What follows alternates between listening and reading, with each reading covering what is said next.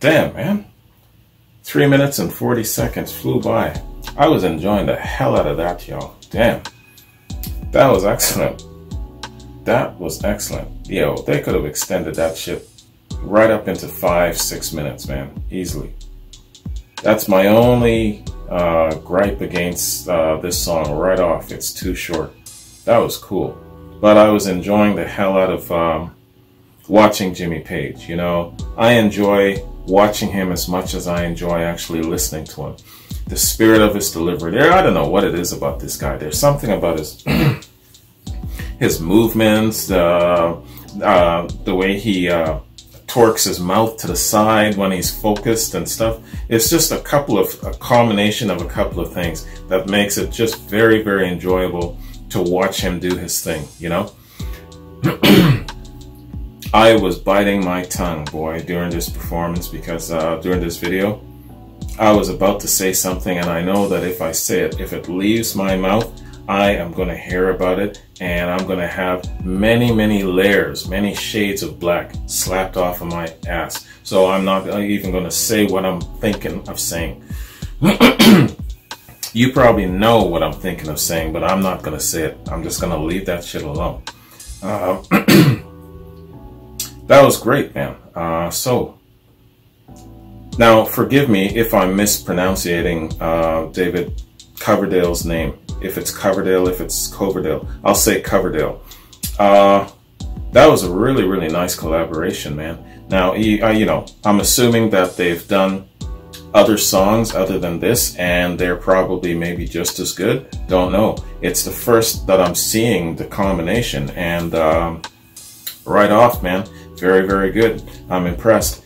They look good. They sound good. They look like they're having a good jamming time. Yeah, and I'm just about to say it again, but I'm not. I'm going to bite my damn tongue. I'm going to last throughout this whole quad without saying what I'm thinking of saying. All right, so, yo, lots of information here on Wikipedia about this, man.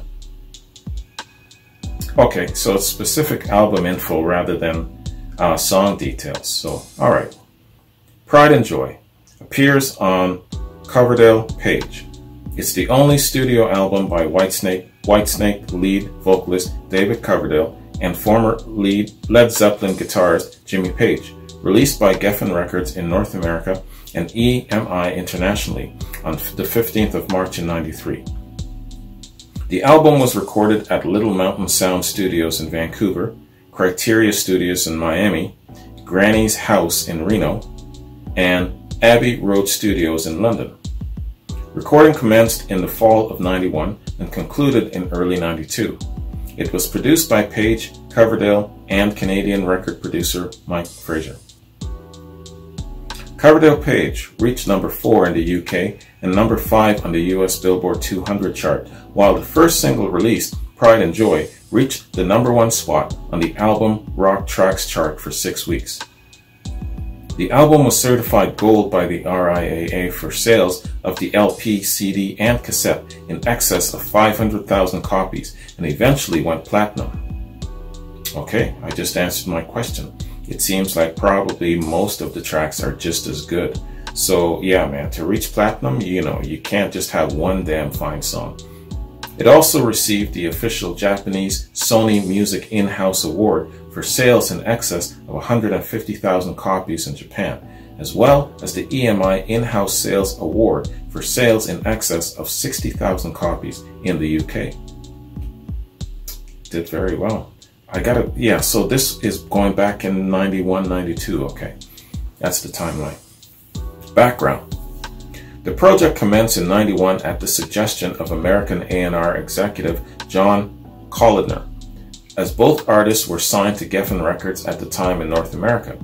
The two had met at least once before at Castle Dunnington's 1990 Monsters of Rock Festival, which Whitesnake headlined. Aerosmith were second on the bill, and Page guested on their encore Train Kept a Rollin'. Man, I'd love to see that footage. I wonder if it's out there. If you guys know of it and you got a link, send it to me, man. I'll definitely do a reaction. Prior to the formation of the duo, Page's former Led Zeppelin bandmate Robert Plant had been reluctant to reunite with Page. In interviews at the time, Plant expressed some derision at the guitarist's collaboration with Coverdale, referring to the project as David Cover Version. Okay, David Cover Version of Page. So Page is saying that David was an imitation of him, maybe a cheaper cut. Got you. Quote here. David was really good to work with, Page noted. It was very short-lived, but I enjoyed working with him, believe it or not. Why did he say believe it or not? Okay, I have to say it then. I'm forced to say it, just because of what I just read, these two passages. Robert Plant believes that the collaboration between Coverdale and Page was a cheap imitation of his relationship with Jimmy Page. And obviously Jimmy Page is trying to, I don't know, he's on a rebound or something like that. That's kind of like what I'm getting from Plant. And Page is saying, it was very short-lived, but I enjoyed working with him, believe it or not. Believe it or not meaning that he is capable of moving on. He is capable of achieving success without Robert Plant. And he is not hanging on, waiting for Robert Plant to decide if he's going to actually get together with him. Page is capable of achieving success without Robert Plant. I believe that's what Page is really saying. All right, so let me say what I was biting my tongue, not wanting to say, but now I'm being forced to say. When I first saw the two of them side by side doing their thing, and David Coverdale has a sound, a Plant-like sound, doesn't he? And when you've got Jimmy Page right next to him and they're doing their thing, and Coverdale's got his blonde hair and all of that, so come on, man. You know what I'm saying? I know that it's going to piss some people off. That's why I didn't want to say anything. But just reading this, it's basically forcing my hand. So, you know, there you go. And I don't even want to say it, but I'm going to say it. Maybe that impression, the similarity factor, might have contributed a little bit to the success of the album. Is that going too far? I'm sure I'm going to hear about it if it is. All right, reception and legacy. The following review from RIP Magazine, quote, Robert Plant is going to be seriously pissed when he hears this album, unquote. And the poor reception and sales of Plant's album Fate of Nations, released around the same time, was apparently the catalyst for Page and Plant reuniting for an MTV special, 2 albums and a tour. Okay, very interesting. So, yeah, Plant came out with his album around 95-ish, right? So, at the same time as Coverdale and Page are having this great success, Plant's got an album out and it's not doing very well. So, yeah, so I can see and understand, yeah, Robert is going to be seriously pissed when he hears this. Yeah, because the album is successful. Plus, they got a damn video out, and Coverdale is looking very Plant-like, sounding a little bit like him, and Page is right next to him doing the same antics as when they did back in the day. So yeah, man, that's a lot. You know, his album not being successful, Page and Coverdale being successful. He believes in his mind somehow that Page was waiting for him to make up his mind to get back together, but instead now, Page is having this great collaboration with Coverdale. Oh, man, it's kind of like a I got a new girl now scenario, you know? In a March 2018 interview, Coverdale revealed plans to release a remastered box set with the possible inclusion of 4 or 5 previously unreleased tracks that were written and recorded for the album, but didn't make the final cut. On the 25th of June 2019, the New York Times Magazine listed Coverdale Page among hundreds of artists whose material was reportedly destroyed in the 2008 Universal fire. Okay. So sadly, I don't believe that we got those previously unreleased tracks then. so they're lost forever. That's too bad. That's really too bad. Yeah, hey, all right. So that concludes Wikipedia Song Fact Info on this song and this quad. Really, really nice quad, Thomas. You put together an excellent quad of some excellent artists, man.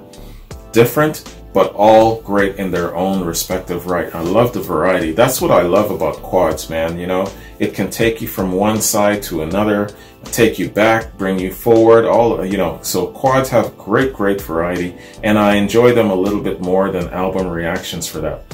All right, so I'm just scrolling down here, checking my notes before I bounce, man.